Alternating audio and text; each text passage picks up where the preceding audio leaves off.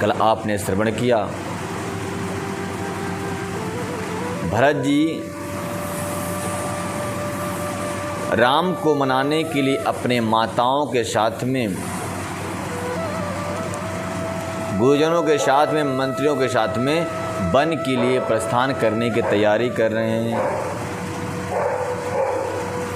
उससे पहले सोचा भरत जी ने कि अगर मैं चला जाऊंगा प्रभु को मनाने के लिए तो प्रभु की संपत्ति जो अयोध्या है इसकी देख रेख कौन करेगा,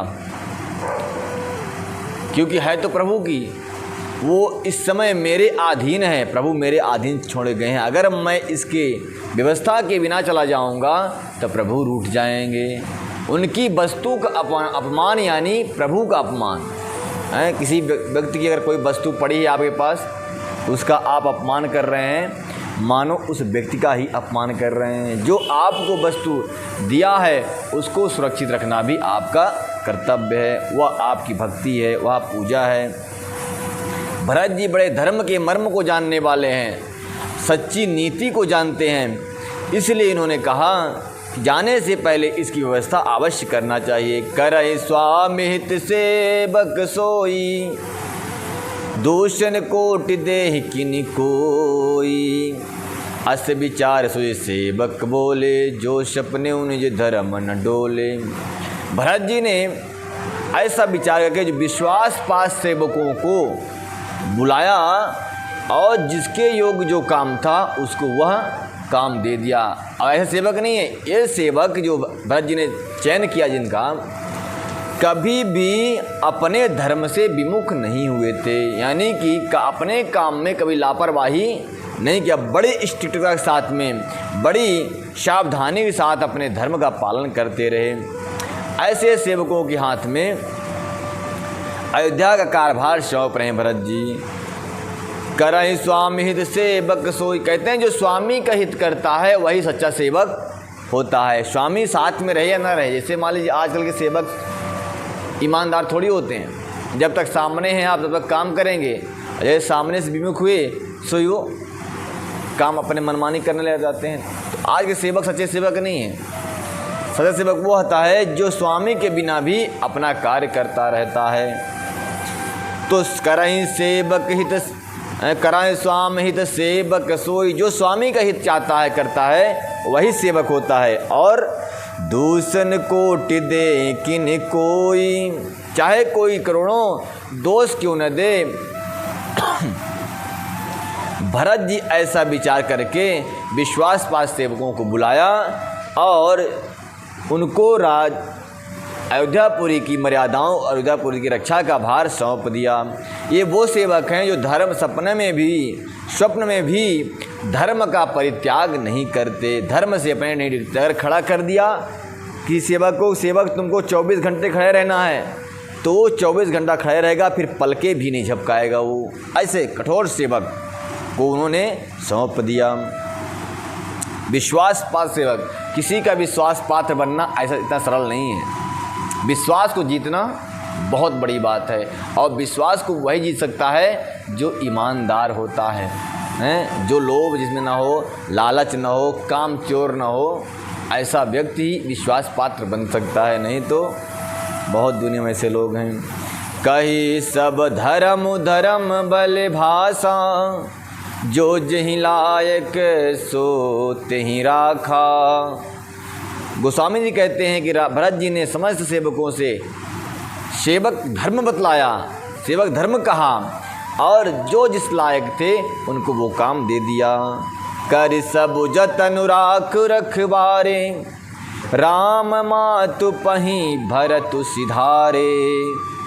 सबको अच्छी तरह से समझाकर अयोध्या की सुरक्षा करके भरत जी अपने माता के पास पहुँचे। माता कौन सी? कौशल्या। कौशल्या के पास पहुँचे और क्या कहते हैं, देखा माता कौशल्या बड़ी आरत है। आरत मतलब दुखी है। दुखी माता से भरत जी ने पूछा, मैया क्या हो गया, क्यों रो रही है? बोले भरत, मुझे कोई मेरे राम से नहीं मिलवाता। अच्छा, माता को लगा रहा सब लोग जाएंगे, कहीं ऐसा तो नहीं कि भरत जी मुझे छोड़ जाएगा यहीं। भरत जी ने कहा, माता चिंता मत करो, आज तो मैंने राम के दर्शनों का भंडारा खोल दिया है। जिसकी इच्छा हो वो सब राम के दर्शन करने चल सकते हैं चित्रकूट धाम। सोई माता खुश हो गई। आरत जननी जान सब भरत स्नेह सुजान, कहूँ मनाबो पाल की सजने सुखासन जान। भरत जी ने आदेश किया, क्योंकि भरत जी अभी क्या हैं, राजा हैं, वहाँ के बन चुके हैं।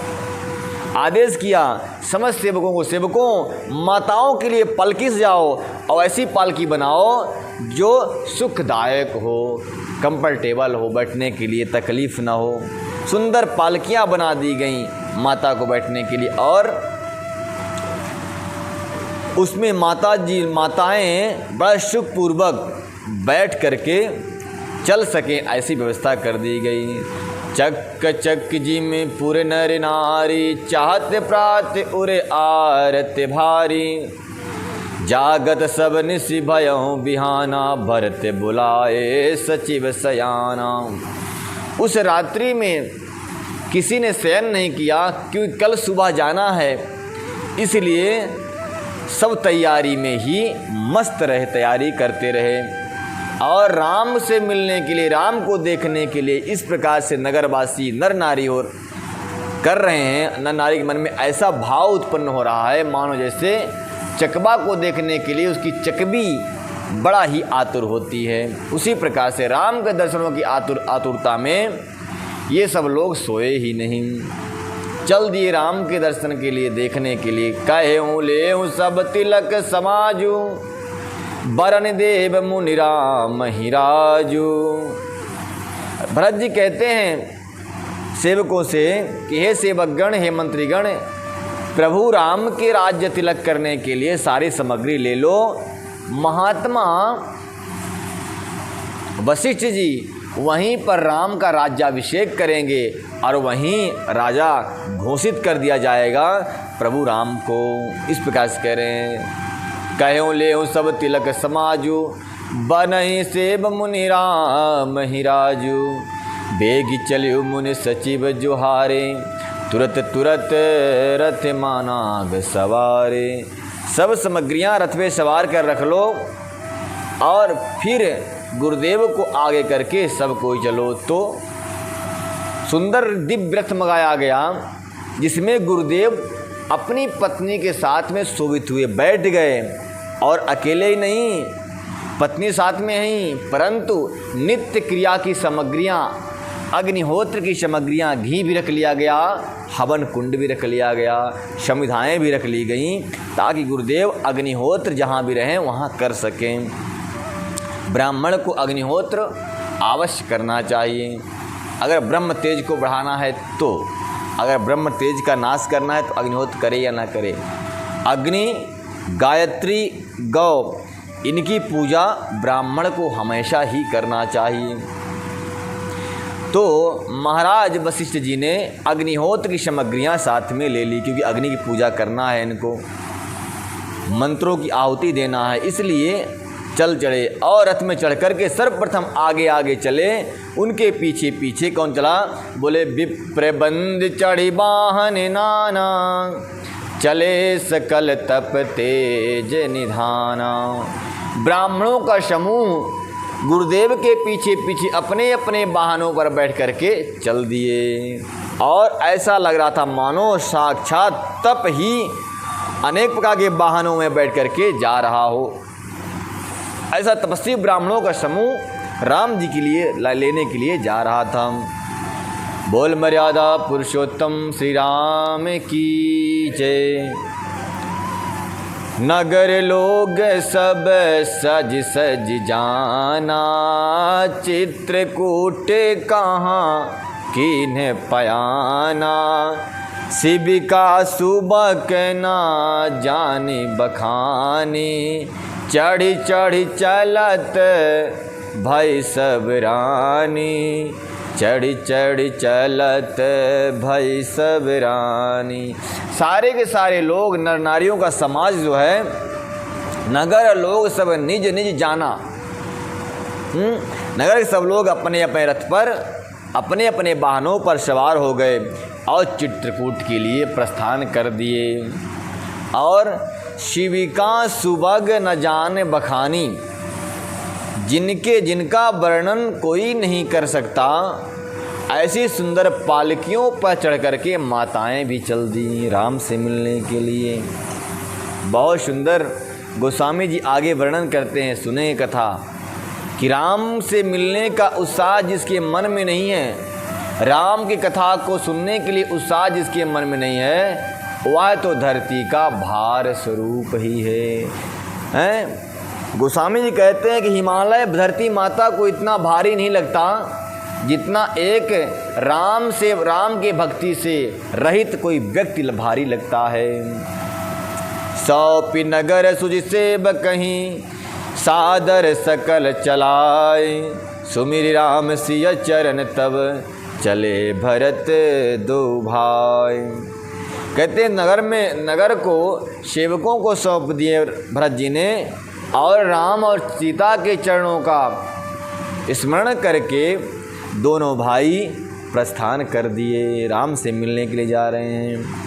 राम दरस सब बस सब नर नारी, राम दरस बस सब नर नारी, जनु कर करिनी चलता की बारी, बनसिया राम समुझ मन माही, बनसिया राम समुझ मन माही, शानुज भरत पाय देहि जाहि, शानुज भरत पाय देहि जाहि।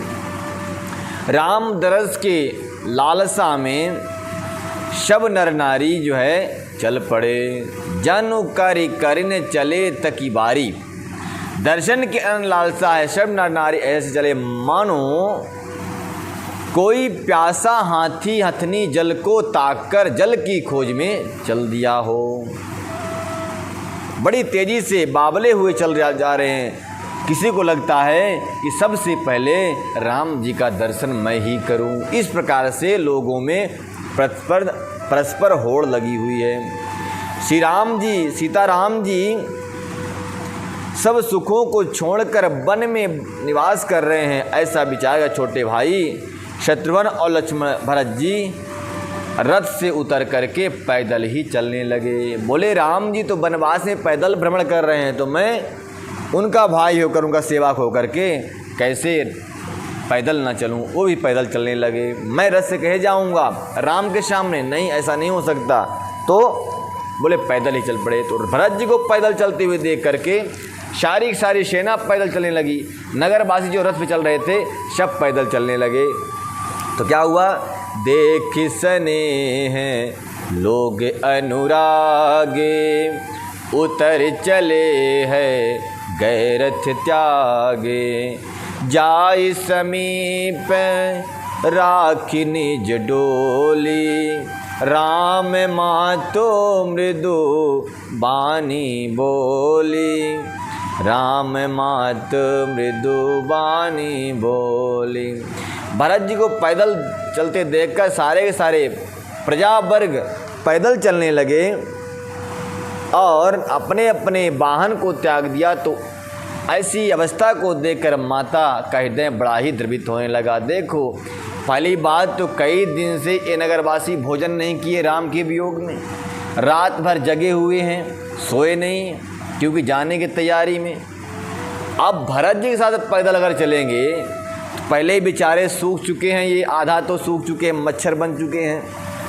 अब चलते चलते कहीं ऐसा ना हो कोई विघ्न राज रास्ते में पैदा हो जाए, जन्म ले ले। भाई पैदल चलेंगे, कोई बीमार पड़ सकता है ना, धूप में टेम्परेचर इतना हाई है तो कैसे चलेंगे। तो भरत से कहा बेटा ऐसा मत करो, राम मातु मृदु बोली बानी, कोमल बाणी से राम की मैया ने भरत जी को समझाया बेटा ऐसा मत करो। अगर तुम पैदल चलोगे सारी जनता तुम्हारे साथ चलेगी तो कोई न कोई बीमार पड़ जाएगा। वैसे भी भोजन नहीं किए हैं, इसलिए बेटा आप रथ में चढ़ जाओ। तात चढ़ाऊँ रथ बल महतारी, हुई हैं प्रिय परिवार दुखारी। तुम्हारे चलत चले हैं सब लोगु, सकल शोक कृष्ण नहीं मन जोगु। देखिए वो माता कितनी धन्य होगी जिसके पुत्र से प्रजा इतनी प्रेम करती है। वो माता जब देखती होगी ऐसे दृश्य को, उसका हृदय गदगद हो जाता होगा कि भरत जी पैदल चल रहे हैं, सारी प्रजा पैदल चलने लगी। माता कहती है कि बेटा मैं बलिहारी जाती हूँ तुम्हारे इस त्याग पर, परंतु तुम ऐसा करो रथ पे चढ़ जाओ, और नहीं तो सारे प्रजा तुम्हारी पीछे पीछे चलती रहेगी और समय बहुत लगेगा, इसलिए और ये शोक के मारे दुबली भी होती जा रही है, इसलिए पैदल चलने योग्य नहीं है। सिर धरि बचन चरण सिरुनाई, चढ़ रथ चढ़ चले भय दो भाई। तमसा प्रथम दिवस करिवासु, दूसर गोमति तीर निवासु। माता की आज्ञा को सिरोधार्य किया भरत जी ने, और माता के चरणों में प्रणाम करके दोनों भाई रथ में सवार हो गए। सारी प्रजा अपने अपने वाहन में सवार हो गई और चलते चलते एक प्रथम दिन तमसा नदी के तट पर पहुँचे जहाँ राम जी निवास किए थे। फिर दूसरा विश्राम जो है इन्होंने गोमती नदी के तट पर कर दिया। पाए आहार फल आसन, एक निशि भोजन लोग, करत राम हित नेम व्रत, परिहर भूषण भोग। कुछ लोग तो रास्ते में दिन के समय भोजन के रूप में दूध का पान करते हैं और व्रत करते हैं, कुछ लोग फलाहार करते हैं, और कुछ लोग राम जी के कल्याण के लिए एक ही समय भोजन करते हैं। और तय सही तीर बस चले बिहाने, सिंह वीरपुर सब नियराने, समाचार सब सुने निषादा, हृदय विचार करें सविवादा। गोस्वामी जी वर्णन करते हैं कि भरत जी चलते चलते सिंह वीरपुर पहुँच गए, जहाँ राम जी ने निषाद जी से मिले थे वहाँ तक पहुँच गए, और सिंह वीरपुर नियर आ गया, नज़दीक आ गया। ये सारा समाचार निषाद राजा राम के भक्त निषाद राज जी को उसके दूतों ने दे दिया। हृदय विचार करें सविषादा। निषाद राज ने हृदय में विचार करने लगा कि भरत जी ये तो सेना अयोध्या की है, और किस कारण से यह जंगल में भ्रमण कर रही है, हो न हो कहीं राम से युद्ध करने तो नहीं जा रहे हैं। कारण कबन भरत मन जाहि, है कछु कपट भाव मन माही। जो पौजिय ना होहि कुटिलाई, तो कतलीन संग कटकाई, तो कतलीन संग कटकाई। भरत जी निषाद राज मन में सोचा कि क्या कारण हो सकता है कि भरत जी पूरा अपना सेना को लेकर के इस वन में आ गए हैं। हो सकता है कुछ मन में कपट हो, इनके कुछ कारण हो, कहीं यह युद्ध करने के लिए तो नहीं जा रहे हैं। तो कहता है कि इनके भाव मन में जानना पड़ेगा, इनके मन में भाव क्या है, कुटिलता तो नहीं है। सेना को साथ में लेकर भरत जी वन में क्यों आए हैं। जानहि सानुज राम ही मारी, करऊँ अटंकट राज सुखारी। भरत न राजनीति उर आनी, तब कलंक अब जीवन हानि। निषाद राज कहता है कि लगता है भरत जी राम को मार करके अपने राज्य को अकंटक करना चाहते हैं। भरत राजनीति को समझते नहीं हैं, अभी बालक ही हैं। अपने माथे पर लगा हुआ कलंक को तो पहले से ही लगा हुआ है, क्या और भी कलंक लगाना चाहते हैं राम से युद्ध करके, ऐसा मन में संदेह कर रहा निषाद राज। सकल सुरासुर जुरहि जुझारू, राम समर रजित निहारू।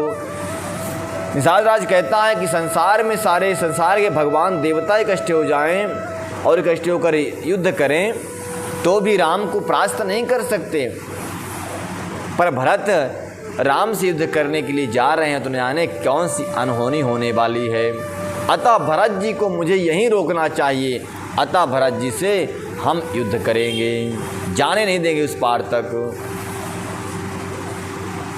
अस विचार गुह्य ज्ञाति सन कहे उस जग बहु हो, हत बहु बोरन तरन की कीजिए घटारो।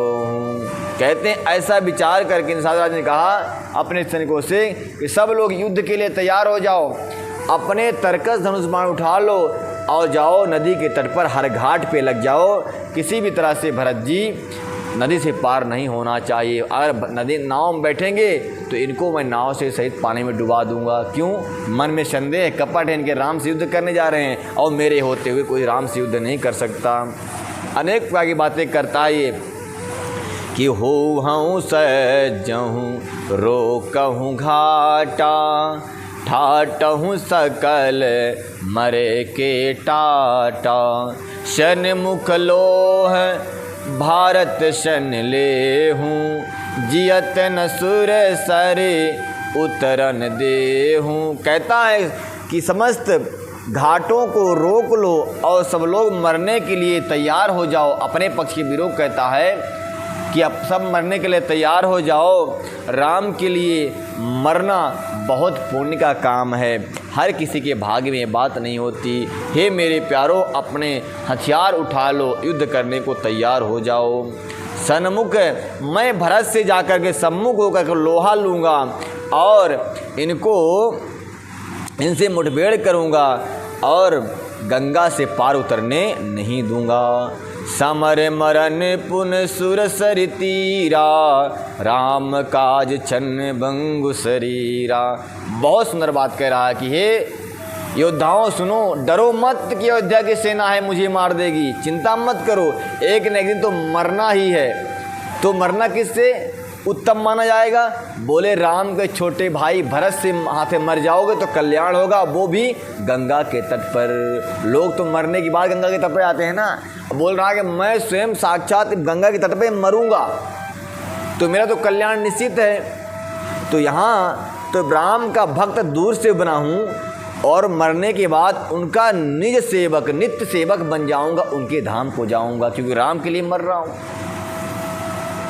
तो हे सूरवीरों, हे योद्धाओं, डरो मत, राम के लिए मरना बड़ी बात है। गंगा का तट और राम के छोटे भाई के हाथों से मर जाना सबकी बस की बात नहीं है, सबके भाग की बात नहीं है। समर मरन पुन सुर सरि तीरा, राम काज छन्न भिंगु शरीरा। कहते हैं इस शरीर का कोई भरोसा नहीं है, कब कोरोना हो जाए, कब ये क्षणभंगुर कब मर जाए, कब कौन सा रोग लग जाए। इसलिए मरना तो है ही एक दिन, ये शरीर बुलबुले के सामान है, तो राम के लिए क्यों ना मरा जाए। हे योद्धाओं तैयार हो जाओ। योद्धाओं में कूट कूट के इसने जोश भर दिया। सारे के सारा योद्धा एक ही बात कह रहे हैं कि मैं युद्ध करूँगा, पहले मैं युद्ध करूँगा, ऐसा हुंकार सब भरने लगे। स्वामी काज करिहूँ निरारी, जस धलबहूँ भुवन दस चारी। तजहूँ प्राण रघुनाथ निहोरे, दो हाथ मुद मोदक मोरे, दोनों हाथ मुद मोदक मोरे। कहता है निषादराज कि हे योद्धाओं, अगर मैं स्वामी काम के लिए रण में लड़ाई करूँगा और 14 भुवन में हमारा यश फैलेगा। अगर राम के लिए युद्ध करते करते अगर जीत गया तो लोग कहेंगे देखो राम का कितना बड़ा भक्त है कि राम के लिए उनके भाई से युद्ध कर लिया। तो ऐसी मेरी यश कीर्ति 14 भुवन में विख्यात होगी। और लड़ते लड़ते मान लो नहीं जीता, हार गया तो मारा जाऊंगा। अगर मारा गया तो कितना आनंद की बात है कि प्रभु का हमेशा हमेशा के लिए दास बन जाऊंगा। इसका मतलब बोलता है कि मेरे दोनों हाथ में लड्डू है, हारूंगा तो भी मारा जाऊंगा तो प्रभु का नित्य सेवक बन जाऊंगा और जीतूंगा तो यश फैलेगा पृथ्वी पर। तो राम के लिए कुछ करना है, ऐसा वो अपने योद्धाओं से कह रहा है। और तजहूँ प्राण रघुनाथ निहोरे, दो हाथ मुद मोदक मोरे। राम के लिए जीतूंगा तो यश पाऊंगा और राम के लिए मरूंगा तो उनका निज धाम पाऊंगा, मोक्ष पाऊंगा। अब तो मेरे हाथ में दोनों हाथ में लड्डू है। ऐसा कह करके कहता है कि हे योद्धाओं, साधु समाज ना जा कर लेखा, राम भगत महू जा सुन रेखा। कहते हैं कि कहता है साधराज की हे योद्धाओं, संतों के समाज में जिसका नाम नहीं लिया जाता वह मानो संतों के समाज में जिसकी गिनती नहीं है। राम क्यों गिनती नहीं है? क्योंकि राम का भक्त नहीं, राम का काम नहीं किया उसने कभी, इसलिए संतों के समाज में उसकी गिनती नहीं है। और जिसकी गिनती संतों के समाज में नहीं है वह उसका स्थान राम भक्तों में नहीं है, और वह तो जगत में इस पृथ्वी पर भार के रूप में व्यर्थ ही रहता है। उसने अपनी माँ के गर्भ से जन्म इसलिए लिया है उसके यौवन रूप वृक्ष को काटने के लिए। मतलब समझे? नहीं समझे? जिस मैया के गर्भ से वहाँ राम के भक्ति से रहित व्यक्ति जन्म लेता है, मानो उस माता की जवानी को काटने के लिए, छीण करने के लिए ही वो जन्म लेता है, और धरती का वह भार स्वरूप ही है। यौवन मतलब जब बच्चा होता है तो माँ तो वैसे बुढ़ी हो जाती है एक ही बार में, हैं? कितना उसका पालन पोषण में समय बिताना पड़ता है, परवरिश कितनी करना पड़ता है। सो वह बता रहा है कि वह तो मैया को तकलीफ़ देने के लिए ही जन्म लेता है। राम भक्ति से रहित है तो, और राम भक्ति से युक्त है तो उसका तो संतों के समाज में नाम होगा, और वही उसी का सच्चा जीवन, वही सच्चा जीवन है, वही सच्चा जीवन का लाभ प्राप्त कर लेगा। विगत विषाद निषाद पति, सबहि बढ़ाई उछाहु, सुमिराम मागेउ तुरत तरकस धनुष सनाहु। इस प्रकार से कहकर अपने सैनिकों में जोश भर करके कहा कि हे सैनिकों, मेरे तरकस लाओ, मेरा धनुष लाओ, मेरा बाण लाओ, और मेरा कवच दे दो, और मुझे ढाल दे दो। मैं युद्ध करने के लिए भरत जी से भिड़ूंगा। बेगहूँ भायहूँ सजहूँ संगहूँ, मुनि राजई कदरई ना को, भले ही नाद सब करहि सर हरसा, एक एक बढ़ा वहीं करशा। उसने कहा है भाइयों जल्दी करो, अब व्यक्त नहीं है। सब हर्ष से उठ खड़े हो गए और कहा हे नाथ बहुत अच्छा, और आपसे एक दूसरे को जो आपस में एक दूसरे को जोश देने लगे और सब खड़े हो गए।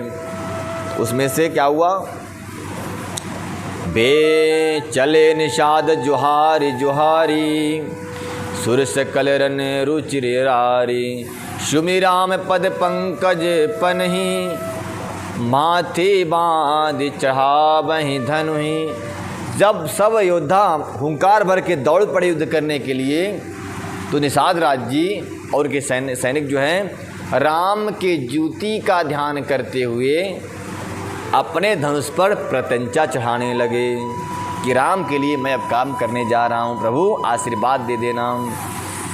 चले निषाद अंगरी पहिरे कूड़ सिर धरहि, फरसा बाँस सेल सम करहि। अनेक प्रकार के आयुध अस्त्र शस्त्र को लेकर के निषाद राज के सैनिक सब दौड़ पड़े।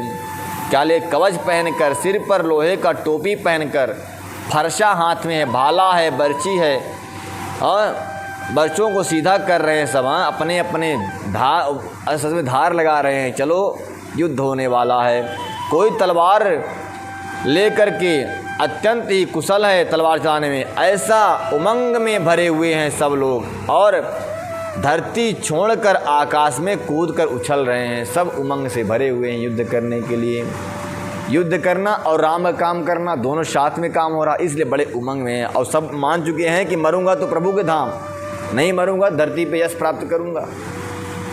अब ऐसे होना चाहिए, धरती पे रहो तो यश कीर्ति होनी चाहिए, मरने के बाद तो राम का धाम प्राप्त होना चाहिए। ऐसा कर्म कर लेना चाहिए, बाकी तो सब आया और चला जाएगा। भरई भयहूँ लबाहूँ धोख जनी, आज काज बड़े मोही, सुनी सरोस बोले सुबट वीर अधीर न होहि।